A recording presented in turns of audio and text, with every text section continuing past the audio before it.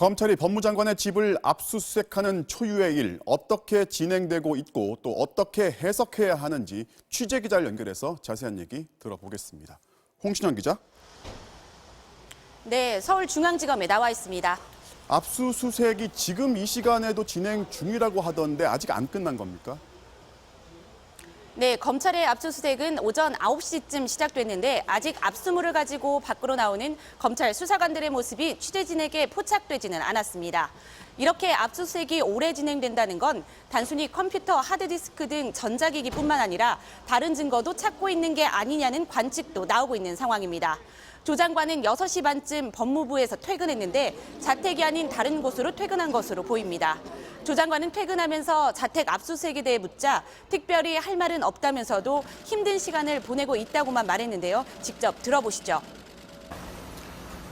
저와 제 가족에게는 힘든 시간이지만 그래도 마음을 다잡고 검찰개혁, 법무부 혁신 등 법무부 장관으로서의 소임을 다하기 위해서 노력하겠습니다. 감사합니다. 조 장관의 집을 압수수색했다는 거, 검찰이 조 장관을 직접 겨냥한 걸로 봐야 할까요? 네, 아직 압수수색 영장에 적힌 대상이 누구인지는 확인되지 않아서 확실하게 그렇다고 말씀드리긴 어렵습니다. 검찰 안팎에서도 여러 가지 해석이 엇갈리고 있는 상황인데요. 먼저 조 장관 부인인 정경심 기수 소환 전 추가로 증거를 확보하기 위한 차원이다. 이런 분석이 많긴 합니다. 조 장관이 출근한 뒤에 압수수색이 진행된 사실과 조 장관의 휴대전화는 압수되지 않은 것으로 알려지면서 이런 분석이 나오고 있습니다.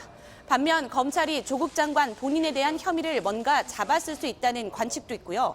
정경심 교수에 대한 압수수색을 진행하면서 동시에 조국 장관 본인과 관련된 증거도 함께 보려했을 수 있다는 해석도 있습니다. 어느 쪽이 사실이든 간에 한 가지 확실한 건 자택 압수수색은 주거의 평온을 깨는 행위이기 때문에 법원도 매우 신중하게 판단한다는 점입니다. 따라서 법원이 자택 압수수색을 허가했다는 건 조 장관이든 정경심 교수이든 압수수색 대상의 혐의를 어느 정도 인정한 걸로 봐야 한다. 이런 시각이 많습니다. 네, 말씀하신 대로 정경심 교수가 같이 살고 있는 집이다 보니까 오늘 압수수색을 했다면은 정 교수 소환이 더 미뤄질 수도 있다고 봐야 할까요? 네, 일단 압수수색 자료를 분석한 뒤에 정 교수를 조사한다고 생각하면 소환 시기가 좀 더 뒤로 미뤄질 가능성이 있어 보입니다. 하지만 이미 한 달 동안 수사해온 상황인 만큼 이번 주 중 소환 시기가 이루어질 거란 가능성에 무게가 실리고 있습니다. 지금까지 서울중앙지검에서 전해드렸습니다.